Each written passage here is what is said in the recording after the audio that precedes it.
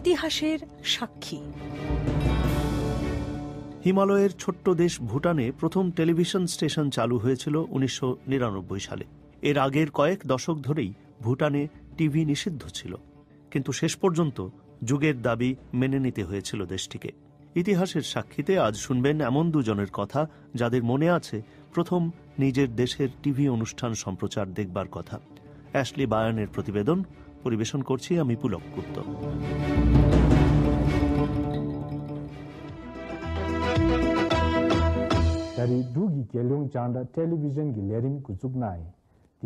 Situated between India and China, just east of Nepal. Bharat আর চীনের মাঝখানে নেপালের পূর্ব দিকে হিমালয়ের কোলে ছোট্ট রাজ্য ভুটান। বলা হয় যে তাদের জীবনযাত্রা হচ্ছে শান্ত, ঐতিহ্যাশ্রয়ী। পুরো বিংশ শতাব্দী জুড়েই ভুটানের কর্তৃপক্ষ সে দেশে টেলিভিশন চালু করার বিরোধিতা করে এসেছে। কর্তৃপক্ষ মনে করতেন যে টেলিভিশন সেখানকার ঐতিহ্যগত জীবনধারা নষ্ট করে দেবে, কিন্তু অবশেষে সেই অবস্থানের পরিবর্তন হল 1999 সালের জুন মাসে। I remember we had an early supper that day and the whole family gathered around. আমার মনে পড়ে সেদিন আমরা সবাই আগেই রাতের খাওয়া শেষ করে নিয়েছিলাম। পুরো পরিবারের সবার মধ্যেই একটা দারুণ উত্তেজনা। আমরা সবাই বসে পড়লাম টেলিভিশনের চারদিকে। একসময় টিভি সেটটায় বৈদ্যুতিক ফুলকি দেখা যেতে লাগলো। ধীরে ধীরে পর্দায় স্পষ্টভাবে ছবি ভেসে উঠল। প্রথম যা দেখা গেল তা হল ভুটানের জাতীয় সঙ্গীত। আমার মনে আছে যে পরিবারের সবাই তা দেখে হাততালি দিয়ে উঠলেন।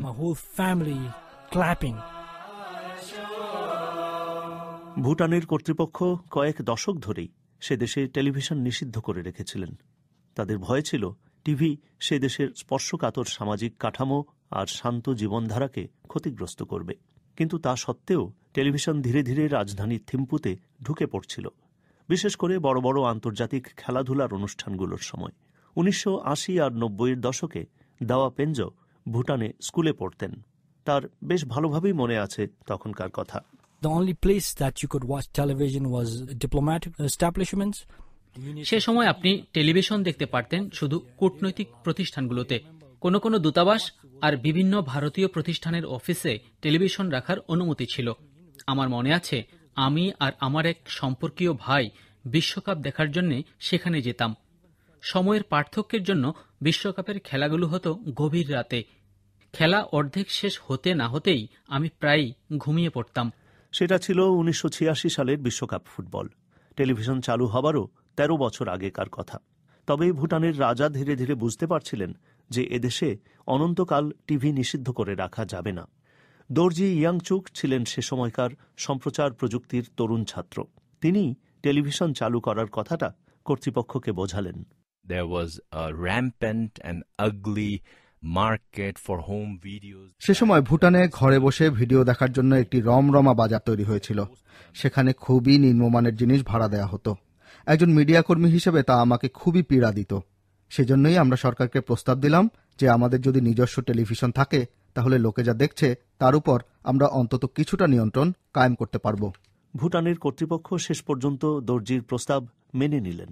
ঠিক হল 1999 সালের জুন মাস নাগাদ ভুটানে প্রথম টেলিভিশন সার্ভিস চালু করা হবে। কিন্তু সেই তারিখটা গোপন রাখা হলো, আর দর্জিকে মাত্র কয়েক মাস সময় দিয়ে দায়িত্ব দেয়া হলো এই পরিকল্পনা বাস্তবায়ন করার জন্য। ভুটান যেহেতু একটা ছোট্ট দেশ, তাই যে কোনো গুজবই মুখে মুখে সারা দেশে ছড়িয়ে যেতে সময় লাগল না। কাজেই যখন ঘোষণা করা হলো যে রাজা তার সিংহাসনে আরোহণের 25তম বার্ষিকী উপলক্ষে জাতির উদ্দেশ্যে ভাষণ দেবেন, তখন রাজা কি বলতে যাচ্ছেন তা নিয়ে সারা দেশ জুড়েই জল্পনা শুরু হয়ে গেল।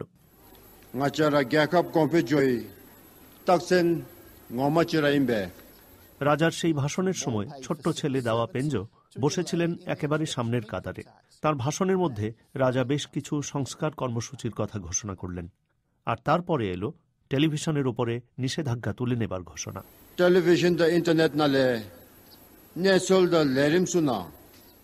As soon as he said that, the whole crowd erupted into an applause. রাজা এই কথা ঘোষণার সাথে জনতা স্বতঃস্ফূর্তভাবে করতালি দিতে লাগল। আমার স্পষ্ট মনে আছে তখন রাজা একটু থামলেন। তারপর তিনি ঠাট্টা করে বললেন, আপনারা টিভি ইন্টারনেটের উপর নিষেধাজ্ঞা তুলে নেবার ঘোষণায় তালি দিচ্ছেন। কই, আমি যখন বেতন বাড়ানোর কথা বললাম তখন তো তালি দিলেন না। এই ভাষণ শেষ হবার কয়েক ঘন্টার মধ্যেই ভুটানের লোকজন সে দেশের প্রথম টিভি স্টেশনের অনুষ্ঠান দেখবার জন্য প্রস্তুতি নিতে লাগল। I helped my dad that afternoon fix this fishbone antenna on top of our roof. সেদিন বিকেলেই আমাদের বাড়ির ছাদে টিভির অ্যান্টেনা বসানোর কাজ শুরু হলো। আমি তাতে আমার বাবাকে সাহায্য করলাম, কিন্তু ঠিকমতো অ্যান্টেনা লাগাতে পেরেছি কিনা তা বুঝতে হলে সেদিন সন্ধ্যাবেলা খবর প্রচার পর্যন্ত অপেক্ষা করা ছাড়া আর কোনো উপায় ছিল না। এবং সেই কাঙ্ক্ষিত মুহূর্ত যখন এলো তখন কিছু যে অসুবিধে হয়নি তা নয়, বলছিলেন দর্জি Wangchuck. The inauguration of the station at 4 p.m. in the afternoon. টিভির উদ্বোধন হবার কথা বিকেল 4টায়। সেই অনুষ্ঠানটি ঠিকমতো হতে পারেনি। যোগাযোগ মন্ত্রী এসে আমাকে বললেন, সবকিছু ঠিকঠাক মতো হবে তো? আপনি কি নিশ্চিত? আমি বললাম, হ্যাঁ, কোনো সমস্যাই হবে না, কিন্তু আমি একটি গুরুত্বপূর্ণ যন্ত্রের সুইচটা অন করতেই ভুলে গেলাম। ফলে সন্ধে 6টা বাজল এবং কিছুই হলো না। I think we delayed by a little over 25 minutes. আমাদের 25 মিনিটের বেশি দেরি হয়ে গেল। আমার তখনই মনে হচ্ছিল যে ওই 25 মিনিট সময় যেন আর পার হচ্ছে না। আমরা চেষ্টা করে যাচ্ছিলাম কোথায় সিগন্যাল আটকে যাচ্ছে তা বের করতে। স্টুডিওতে উপস্থাপক তখন নার্ভাস হয়ে পড়েছেন। তাকে বলে দিলাম কিছু একটা প্রার্থনা করতে, কিন্তু আমাদের তখন একটা উদ্ভ্রান্ত অবস্থা। যাই হোক, শেষ পর্যন্ত 6টা 25 মিনিটে ভুটান টেলিভিশন পর্দায় ভেসে উঠল। 25 মিনিট দেরিতে, কিন্তু দেরি হলেও শেষ পর্যন্ত চালু তো হয়েছে, এটাই ছিল স্বস্তির কথা। ভুটানের ব্রডকাস্টিং সার্ভিসের অফিসে তখন উল্লাস চলছে। শেষ পর্যন্ত লোকে টিভি দেখছে দাওয়া পেনজির পরিবারও।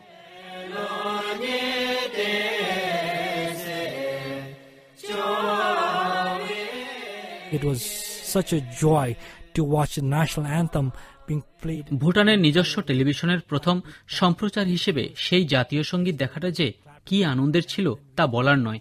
আমার মনে আছে আমরা করতালি দিচ্ছিলাম। তারপর শুরু হলো সংবাদ। তাতে ছিল সেদিনের খবর, টিভি সম্প্রচার চালু হবার খবর। Dari dugi gelung chanda television gi lerim kuchuk nai. Dia myong gelchun aji siring pem on chogi kwajeten de sinai.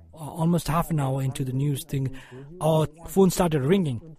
খবর শুরু হবার আধ ঘন্টা পার হতেই আমাদের ফোনটা বাজতে শুরু করলো। আমাদের আত্মীয় স্বজনরা, বাবার বন্ধুরা ফোন করতে শুরু করলেন। প্রথম টিভি দেখার অভিজ্ঞতা নিয়ে কথাবার্তা হতে লাগলো। My neighbors who didn't have television came to my house to watch. It was a priceless possession, I would say. আমাদের প্রতিবেশীদের টেলিভিশন ছিল না। তারা টেলিভিশন দেখতে আমাদের বাড়িতে এলেন। বাড়িতে টেলিভিশন থাকাটা একটা গৌরবের ব্যাপার বলে মনে হলো। আমরা টিভিটার খুব যত্ন নিতাম। সেটার গায়ে যেন আঁচড় না লাগে তার জন্য একটা কেস ছিল। সেই কেসটা আমাদের বাড়িতে এখনো আছে। পৃথিবীর অন্যান্য জায়গায় টেলিভিশন যে বৈপ্লবিক পরিবর্তন নিয়ে এসেছে, ভুটানেও সেই পরিবর্তনের প্রক্রিয়া শুরু হয়ে গেল। কয়েক মাসের মধ্যেই নানা দেশের অন্তত 40টি টিভি চ্যানেল ভুটানে দেখা যেতে লাগল। We only had one television and everyone had to fight for a channel. আমাদের মাত্র একটা টেলিভিশন ছিল, তাই সবার মধ্যেই নিজের পছন্দ মতো চ্যানেল দেখার একটা প্রতিযোগিতা চলত। আমার মা সন্ধেবেলা সিরিয়ালগুলো দেখতে চাইতেন। সব বাড়িতেই এগুলো দেখা হতো এবং তা নিয়ে গৃহিণীদের মধ্যে আলোচনা হতো। তবে কিছুদিনের মধ্যেই এর একটা প্রতিক্রিয়াও হলো।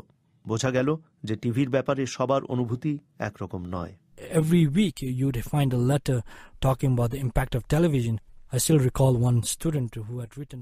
প্রতি সপ্তাহেই আমরা একটা দুটো চিঠি পেতাম, যাতে সমাজে টিভির প্রভাব নিয়ে কথাবার্তা থাকত। আমার একজন ছাত্রের কথা মনে আছে। সে টিভিতে WWF এর কুস্তি দেখে প্রশ্ন করেছিল, এইসব বিশালদেহী লোকগুলো কেন একে অপরকে মেরে হাত পা ভেঙে দিচ্ছে।